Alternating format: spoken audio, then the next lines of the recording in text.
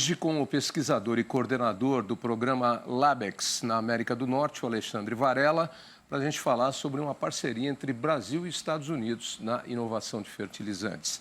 Olá, Alexandre, bom dia.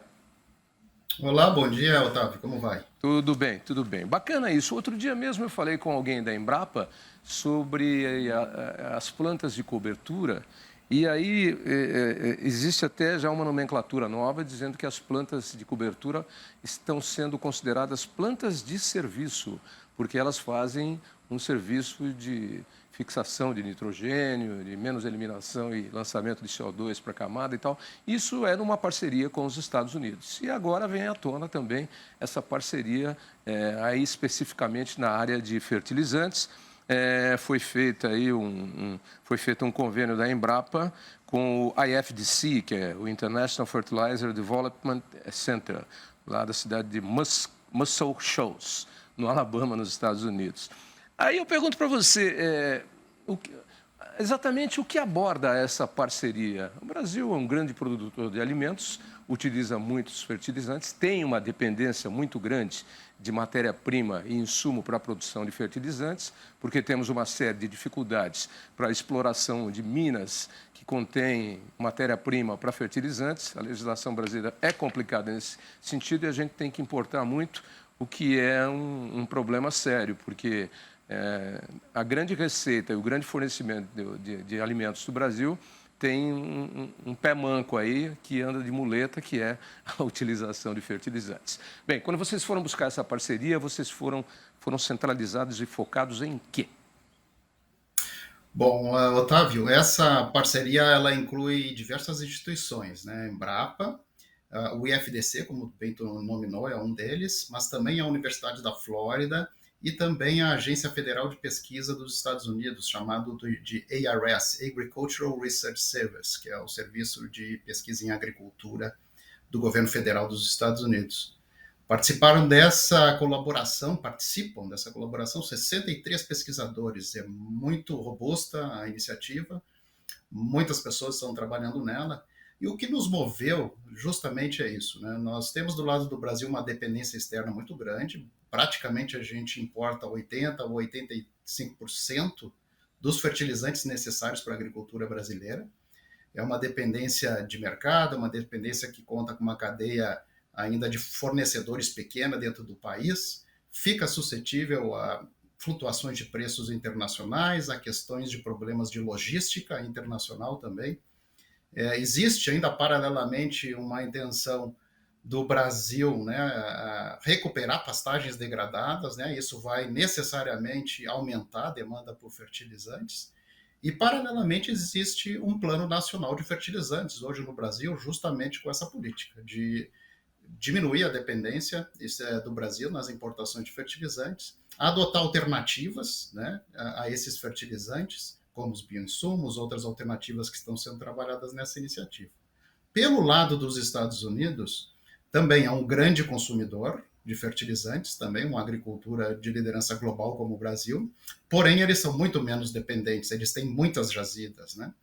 Agora, os Estados Unidos têm muito interesse em tornar sua agricultura mais sustentável, usar alternativas aos fertilizantes, e isso o Brasil é líder, né? Nós somos exemplos globais. Então, essa parceria encontrou mútuo interesse, e foi assim que nós iniciamos as conversas, as negociações, através do nosso escritório LabEx, que é o nosso laboratório virtual no exterior, que é justamente para fazer colaborações entre a Embrapa e as instituições de pesquisa americanas.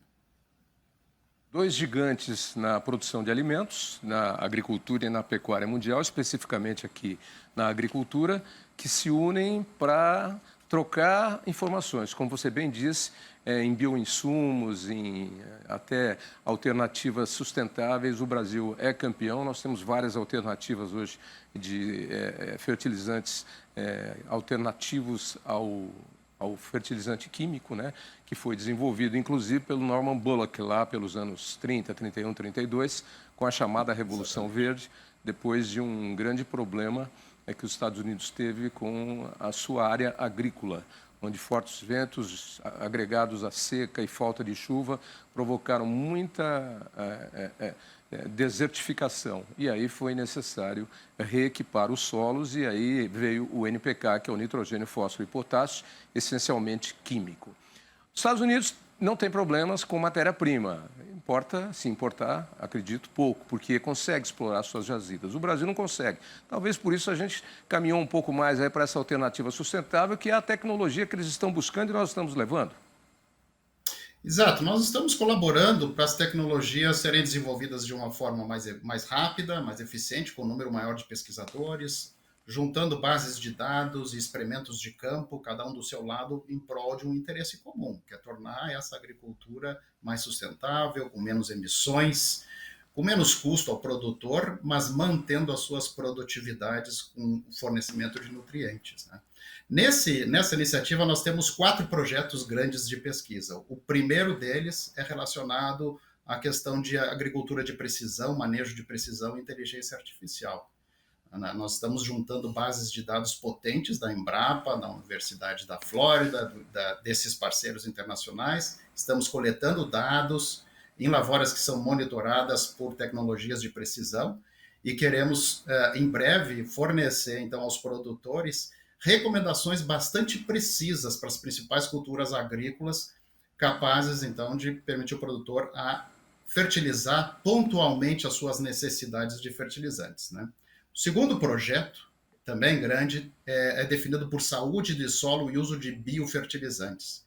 Então, os dois países também unem força para aumentar a saúde do solo, produzir mais alternativas em termos de biofertilizantes, inoculantes, estimuladores de crescimento radicular para melhorar a absorção de nutrientes e também reduzir a dependência em períodos de seca.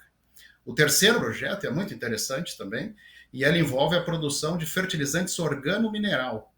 Hoje existe uma tecnologia em desenvolvimento pela Embrapa, por essas instituições e também por algumas empresas, que é tentar unir no mesmo grânulo um fertilizante químico com um fertilizante orgânico.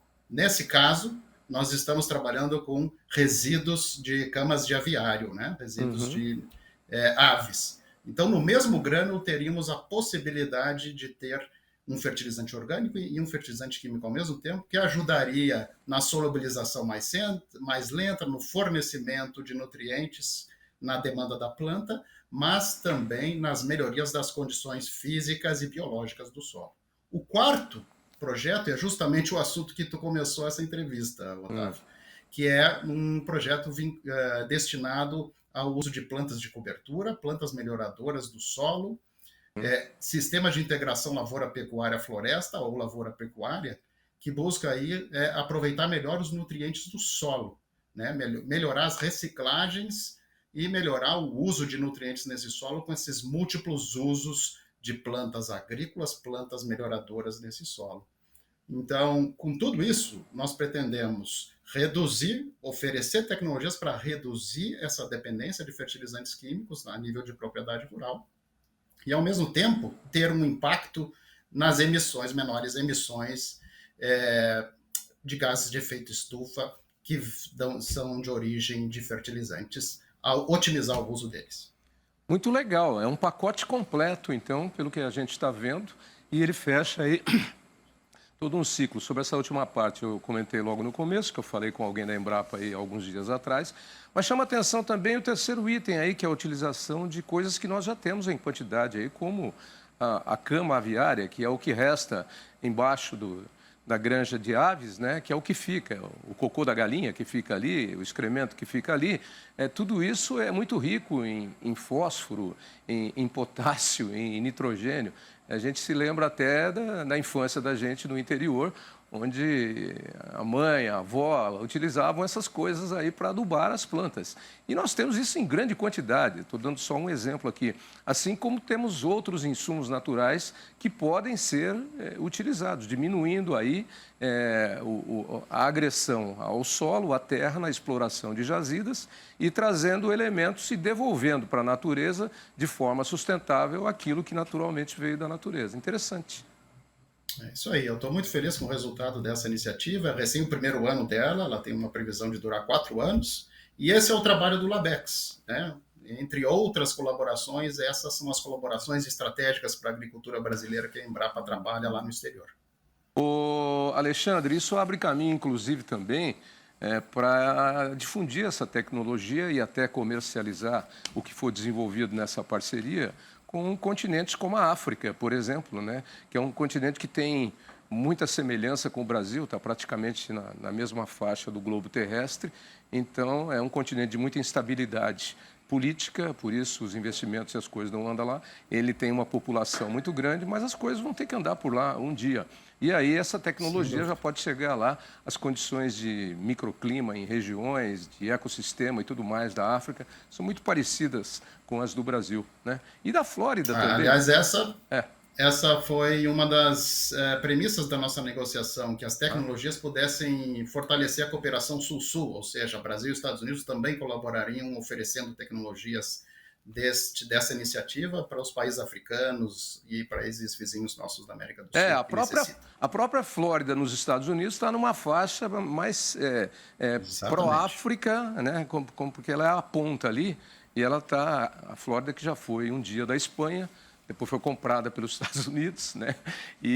Mas ela está numa faixa, tanto que a grande produção de laranja, por exemplo, e o Brasil fornece tecnologia até para os Estados Unidos, está na Flórida, né? Entre outros destaques.